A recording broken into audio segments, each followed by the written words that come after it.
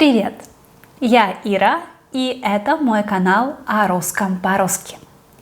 Несколько месяцев назад я снимала видео, где рассказывала, как изучать русский язык самостоятельно, давала много советов о том, какие сайты, учебники, приложения можно использовать. Но после этого видео я получила в комментариях и на почту очень много вопросов. А что делать, если самостоятельно изучать русский язык не получается?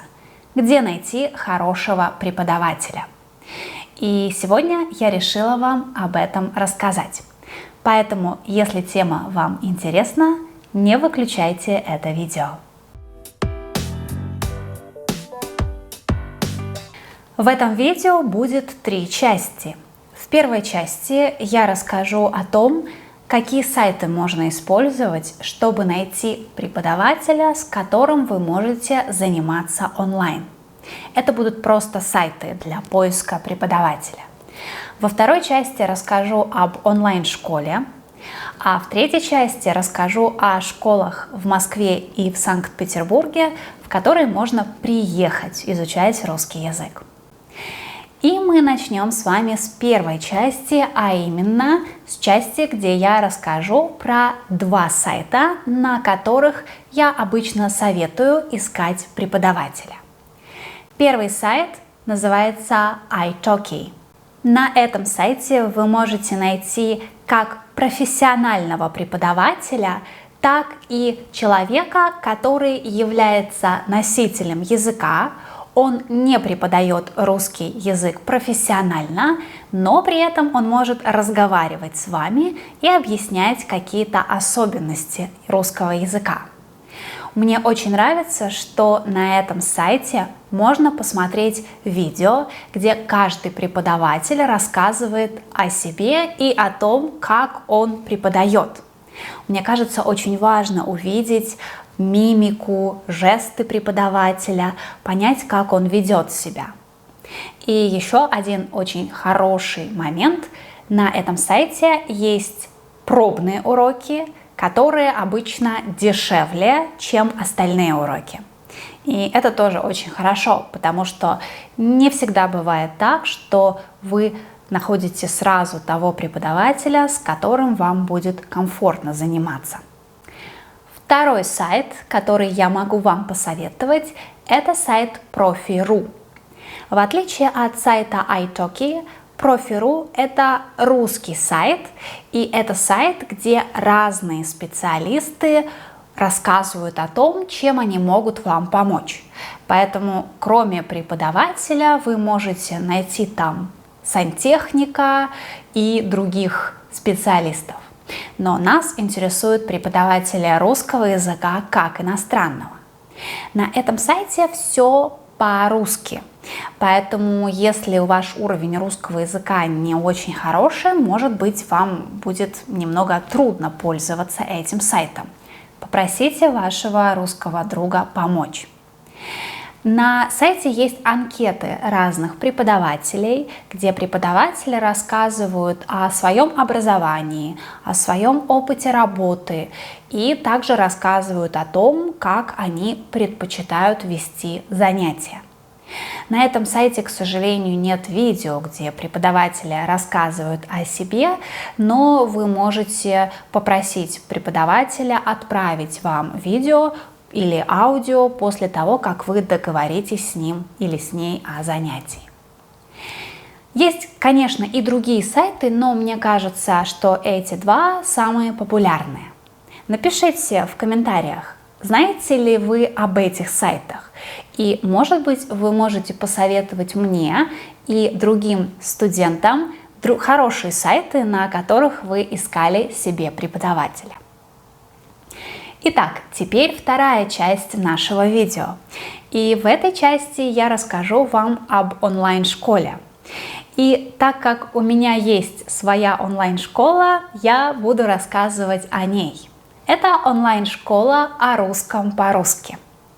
В эту онлайн-школу я пригласила моих коллег и подруг, которые работали или учились вместе со мной и которые потрясающе преподают русский язык.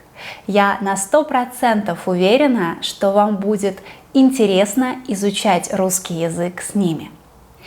В онлайн-школе о русском по-русски есть индивидуальные занятия, есть групповые занятия, а также разговорный клуб. Расскажу немного о групповых занятиях. Каждый месяц или каждые 2 месяца мы открываем набор в новую группу.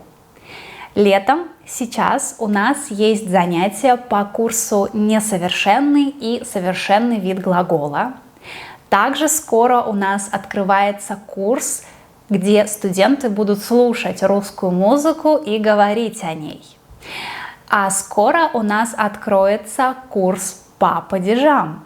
Так что если вы любите заниматься в группе, то это хороший вариант для вас.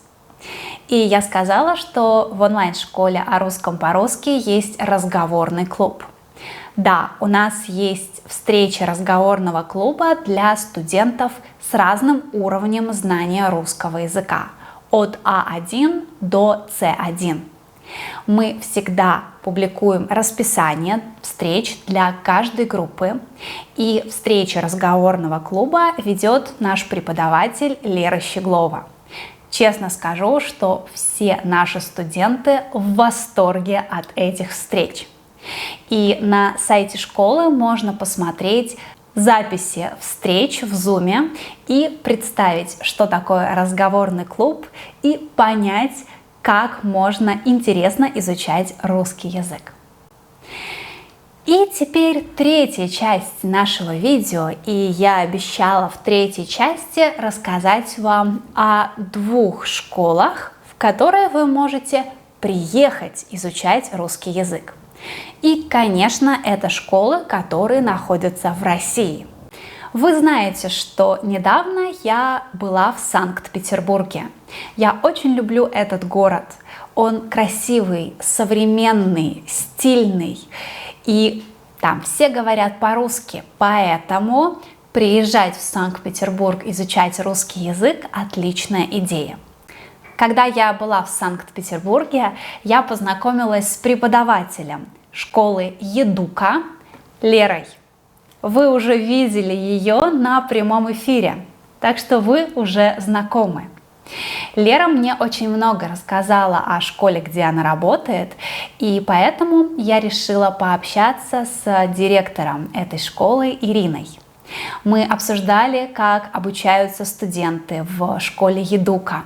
Она рассказала мне об особенностях школы, и я подумала, что будет интересно рассказать вам об этой школе. Может быть, кто-то из вас мечтал поехать изучать русский язык в Санкт-Петербург. Первое, что стоит сказать о школе Едука, это то, что она находится в потрясающем месте. Вы, наверное, слышали об Эрмитаже. Это известный музей в Санкт-Петербурге. И школа Едука находится недалеко от Эрмитажа. Это центр Санкт-Петербурга. Учиться в красивом месте всегда приятно. Кроме того, все преподаватели в школе знают, как преподавать русский язык как иностранный. Они получили специальное образование. Они не просто изучали русский язык, их учили работать с иностранцами. И это всегда очень важно. В школе есть и индивидуальные, и групповые занятия. И мне было очень интересно узнать у Ирины, кто может заниматься в школе. Только взрослые или дети тоже.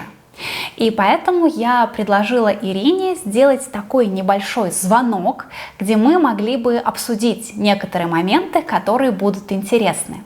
Поэтому я предлагаю сейчас послушать ответы на некоторые вопросы, которые я задала Ирине.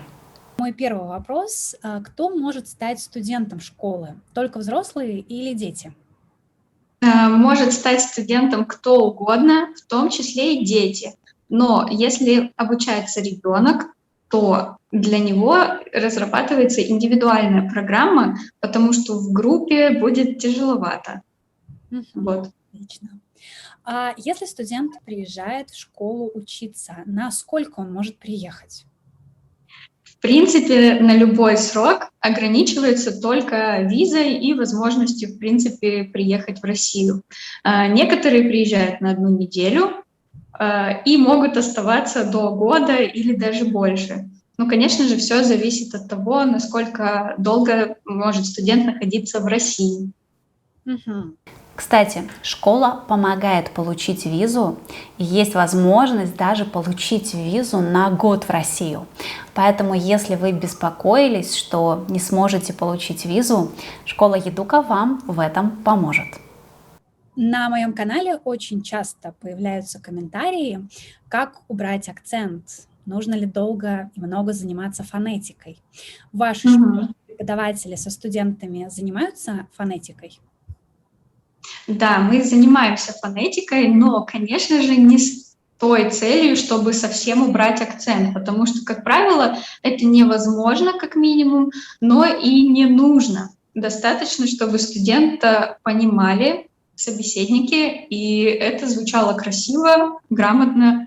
Но если вы хотите полностью избавиться от акцента, вам нужно жить в России постоянно, практиковаться с носителями языка. И даже тогда у вас будет небольшой акцент, который будет заметен носителю языка. Так, хорошо. Еще такой вопрос, который многих волнует. Можно ли в вашей школе подготовиться к экзамену и после подготовки сдать его? Конечно, мы готовим к экзамену, у нас даже работают преподаватели, которые сами этот экзамен принимают. Сдать этот экзамен можно в Санкт-Петербурге, но не в нашей школе. Есть университет государственный Санкт-Петербургский, он принимает экзамен ТРКИ. Отлично. Еще на вашем сайте я нашла такое предложение интересное о прохождении стажировки в Эрмитаже. Все знают, что Эрмитаж – это такой потрясающий музей в Санкт-Петербурге. Расскажи, что это такое. Это стажировка для тех, кто хочет окунуться больше в культуру и в историю страны. Там вы будете заниматься проектами Эрмитажа, помогать с текущими задачами. Но на самом деле на данный момент они немножко мало занимаются этим, потому что пандемия, не так много мероприятий. Но когда она закончится, это отличная возможность еще больше проникнуться культурой, попрактиковать свой русский язык. Всем студентам она очень нравится. Да, и еще один вопрос. Если студент учился в вашей школе, и он хочет получить сертификат, может ли он это сделать? Конечно, мы выдаем сертификат с нашим логотипом, подписанный нашим директором, но это, конечно, только для вас или, возможно, для вашего работодателя. Это не является сертификатом ТРКИ, который действует при приеме на обучение. Еще что интересного в этой школе? Вы можете сами составлять свое расписание. Мне кажется, это очень важно, потому что часто люди, которые работают в России, хотят изучать русский язык.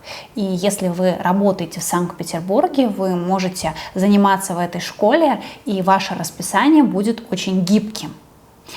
И, может быть, вы работаете и живете в Санкт-Петербурге, и тогда вам уже есть где жить, у вас есть квартира. Но если вы студент, который живет в другой стране и хочет приехать в Санкт-Петербург, где вы будете жить? И меня очень удивило, что школа помогает найти семью, в которой студент будет жить. И это русская семья. И по-моему, это просто замечательно, потому что вы будете жить в русской семье, вы будете видеть русские традиции, вы будете погружены в русскую культуру и в русский язык. Это очень важная часть изучения языка и узнавания культуры. Поэтому обратите на это внимание, пожалуйста. И чтобы студенты не только в семье погружались в культуру, также преподаватели и работники школы организуют разные культурные мероприятия, на которых они знакомят студентов с русскими праздниками, русскими традициями, даже русской едой. Ирина рассказала мне, что студенты ходят в рестораны, пробуют разные русские блюда. Я бы очень хотела поехать в другую страну и изучать язык так. По-моему, это просто замечательно.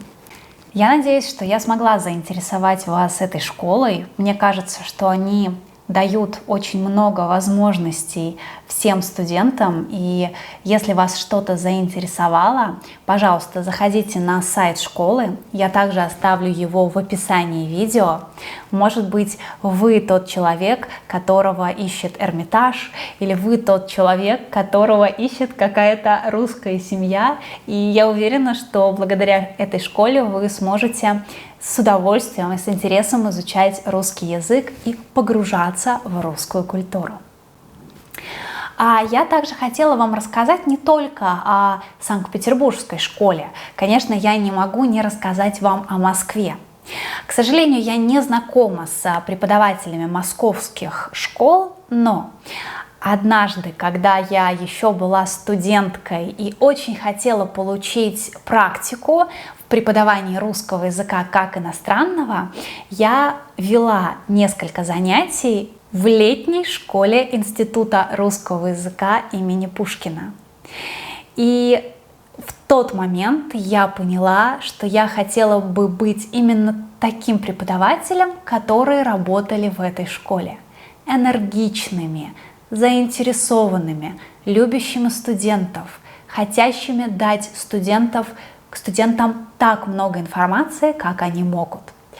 И поэтому я от всей души также рекомендую вам летнюю школу Института русского языка имени Пушкина. Там тоже есть и индивидуальные, и групповые занятия, и всегда преподаватели придумывают интересные культурные мероприятия, гуляют со студентами по Москве, может быть, даже ездят в другие города.